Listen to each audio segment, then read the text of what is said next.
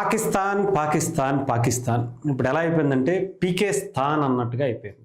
పాకిస్తాన్ పరిస్థితి ఓ నోటికొచ్చినల్లా మాట్లాడారు, ఎగిరారు ఎగిరారు ఎగిరారు. భారతదేశం మీద ఎంత దాడి చేయాలో అంత దాడి చేశారు. కట్టెలు తెంచుకున్న శాంతి, కట్టెలు తెంచుకున్నటువంటి ఇక్కడ నిగ్రహం ఏ రకంగా ఉంటుందో ఇప్పుడు పాకిస్తాన్ చెవి చూస్తుంది.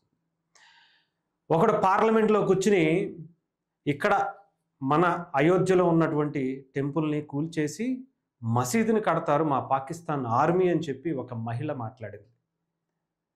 ఇప్పుడు అదే పార్లమెంట్ నుంచి ఒక ఎంపీ, పాకిస్తాన్ ఎంపీ ఏం మాట్లాడుతున్నాడో, ఎలాంటి ఆర్తనాదాలు పెడుతున్నాడో ఒక్కసారి మీకు వినిపిస్తా.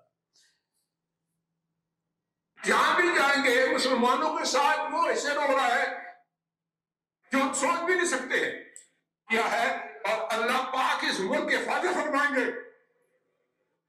दुनिया में जहां भी देखे शायद हमारी कमी है, हम मजबूर हैं, हम गुनाहगार हैं, लेकिन रब काबा हम तेरे हबीब की उम्मती है। अपना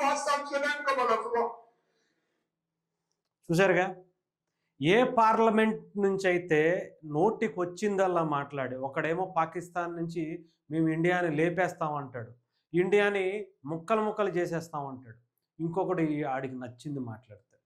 ఇప్పుడు అదే పార్లమెంట్ నుంచి, పాకిస్తాన్ పార్లమెంట్ నుంచి చూసారుగా, అయ్యా మిగతా దేశాలు దయచేసి మా పాకిస్తాన్ మీద యుద్ధాన్ని ఆపేయమని చెప్పండి, భారతదేశాన్ని మీ కాళ్ళు పట్టుకుంటాం, దయచేసి మమ్మల్ని వదిలేయండి అని చెప్పి ఏడుస్తున్నటువంటి వ్యక్తులు. ఎందుకురా మీకు?